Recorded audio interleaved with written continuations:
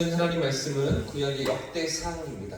역대상 1장 1절부터 7절까지 말씀을 같이 찾겠습니다. 구약성경 608면에 있는 역대상 1장 1절부터 7절까지 말씀입니다. 1절부터 7절을 함께 오늘은 한 목소리로 합독해서 읽겠습니다. 같이 읽습니다. 시작. 아담, 셋, 에노스, 기란, 마할랄렛, 야렛, 에녹, 무두셀라, 라멕, 노아, 셈, 함과 야벳은 조상들이라. 야벳의 자손은 고멜과 마곡과 마대와 야완과 두발과 메색과 디라스요. 고멜의 자손은 아스그나스와 디밧과 도갈마요. 야완의 자손은 엘리사와 다시스와 기띔과 도다님이더라. 아멘. 할렐루야. 아멘. 오늘 하나님께서 우리 삶을 복된 길로 인도하실 줄 믿습니다. 아멘. 이제 오늘부터 역대상 본문을 우리가 통독하게 됩니다. 구약에서 아주 비슷한 성경이 세 권이 있죠. 사무엘 상하, 그리고 열왕기 상하, 그리고 역대 상하, 이 세 권의 성경이 아주 비슷한 흐름으로 이어지고 있고요. 또 같은 시기를, 비슷한 역사를 다루고 있습니다. 그래서 우리가 오늘부터 역대기를 읽다가 보면 좀 전에 읽은 것 같은데, 얼마 전에 읽은 것 같은데 그런 착각이 자주 일어나곤 합니다. 그렇기 때문에 우리가 역대기를 읽으면서 가장 주목해야 할 것이 무엇입니까? 지금까지 읽었던 열왕기가 바라보는 시각과 역대기가 바라보는 시각이 다르다는 거죠. 이 시각의 차이가 있다는 것입니다. 똑같은 시대의 역사를 기록하고요, 똑같은 왕들의 이야기를 기록하는 것 같은데, 그러나 어떠냐면 이 관점이 다른 것입니다. 어디에서 바라보며 기록하고 있는가, 어떻게 이 역사를 바라보면서 기록하는가. 그렇죠? 이미 왕들의 이야기가 다 끝난 이후에 기록되었겠죠. 왕들의 이야기가 다 지나간 이후에 이 왕들의 역사를 이 저자가 기록하고 있었을 것입니다. 그러나 어떤 자리에서, 어떤 상황 가운데 열왕기를 기록하고 있는가, 그런 다음에 또 어떤 관점에서 이 역대기를 기록하고 있는가, 이 차이가 다른 것이죠. 사실은 목적이 다른 겁니다. 먼저 어제까지 살펴본 열왕기는 이스라엘 백성들이 포로로 끌려간 후에 기록되었습니다. 바벨론에 잡혀간 그 상황 가운데 이 열왕기가 기록되었던 것이죠.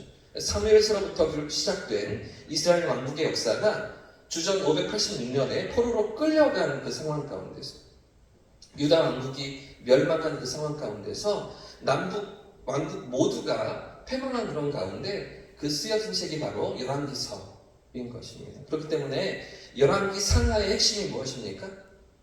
왜 망했는가요? 왜 우리가 패망했는가? 왜 포로로 끌려와 있는가?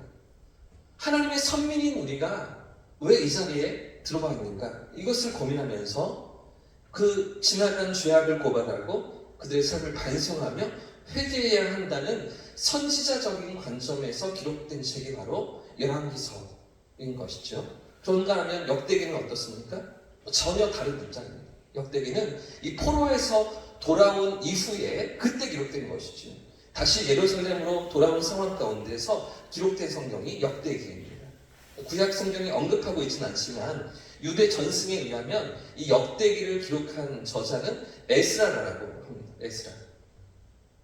이스라엘 백성들이 다시 다시 이스라엘로 돌아온 귀환의 그런 상황 가운데 1차 귀환이 있었고 2차 귀환이 있었죠. 그 2차 귀환의 지도자였던 에스라가 기록했다고 보는 것인데요. 그렇기 때문에 역대기의 핵심이 무엇입니까? 그런데 왜 돌아오게 하셨는가? 그런데 왜 하나님께서 포로로 끌려간 자리에서 돌아오게 하셨는가? 이것을 생각하는 것이죠. 1차 포로 귀환이 있었고, 그리고 두 번째 2차 포로 귀환이 이어졌습니다. 그러나 여전히 이방 민족들에게 괴롭힘을 당하고 있고요. 또 성전 예배가 아직 다 회복되지 않은 상황 가운데, 이런 가운데 돌아온 백성들에게 하나님이 원하시는 것이 무엇인가? 돌아오긴 했지만 아직 회복이 요원한 그런 상황 가운데 하나님의 뜻은 무엇인가?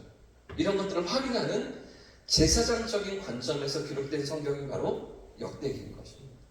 이런 포로 생활 가운데서 돌아온 그들을 향한 하나님의 뜻이 무엇입니까? 그들은 여전히 하나님의 언약 가운데 있는 것이죠. 그들은 여전히 하나님의 백성인 것입니다. 돌아온 예루살렘의 현실이 암담합니다. 여전히 바빌론에서의 모든 삶을 돌아온 그들에게 여전히 아픔이 있고 괴로움이 있고 이방 민족들이 괴롭히는 그런 상황 가운데 그들이 들어가 있지만, 그러나 그럼에도 불구하고 그들은 하나님의 언약이 있는 하나님의 백성들이었던 것이죠. 그래서 이런 제사장적인 관점으로 역대기가 주목하고 있는 것이 있는데, 역대기가 아주 관심을 기울여서 우리에게 보여주고 있는 것이 있습니다. 그것이 무엇이냐면 남유다 왕국입니다. 남유다 왕국. 다윗 왕조가 다스린 남유다 왕국의 역사만을 역대기는 기록하고 있는 것이죠.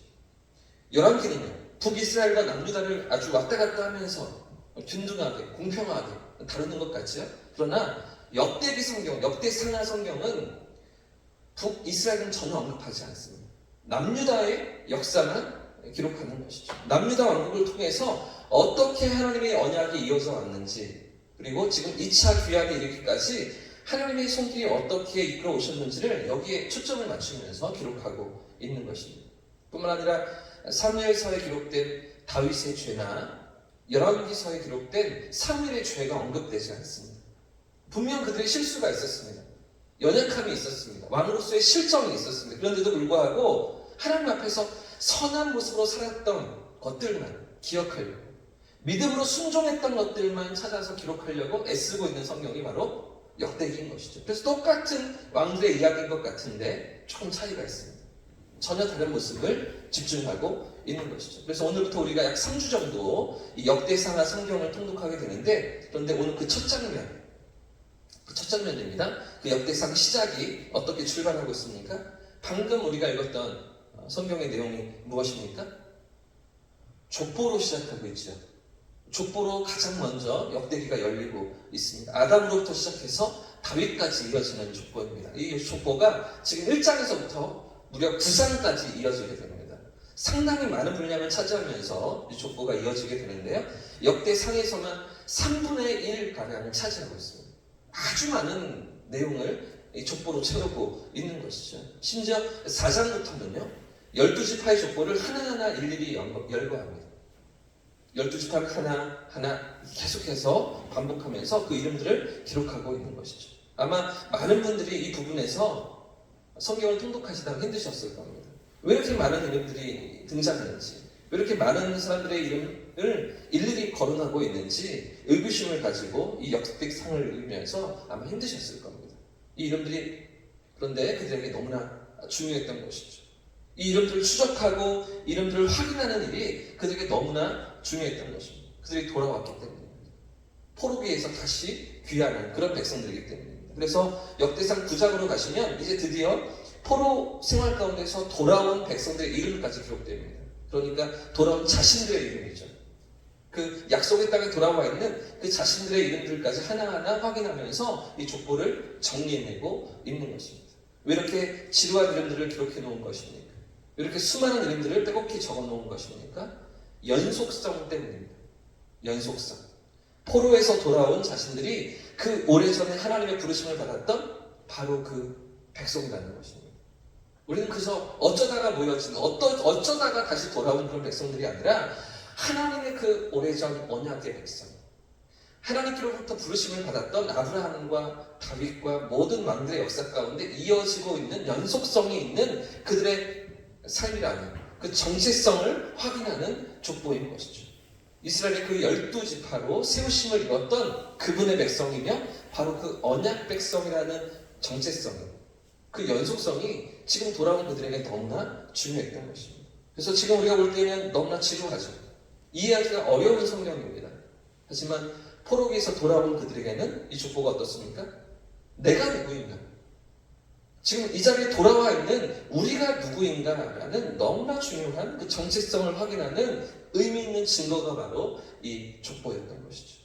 그렇기 때문에 오늘 우리가 이 역대기를 읽으면서 어떤 이해를 가지고 읽어야 하겠습니까?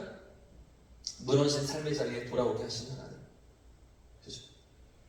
돌아온 삶의 자리이지만 여전히 어려움이 있습니다. 여전히 괴로움이 있지만 이런 그들을 향한 하나님의 뜻과 부르심이 어디에 있는지, 왜 돌아오게 하셨습니까? 하나님의 언약을 성취하시기 위해서입니다. 그 약속을 이루시기 위해서입니다. 그들 70년 만에 포로 생활에서 돌아올 수 있었던 것은 하나님의 계획이 이런 그들 가운데 있었기 때문이죠. 결국에는 하나님께서 독생자를 이들을 통해 보내십니다.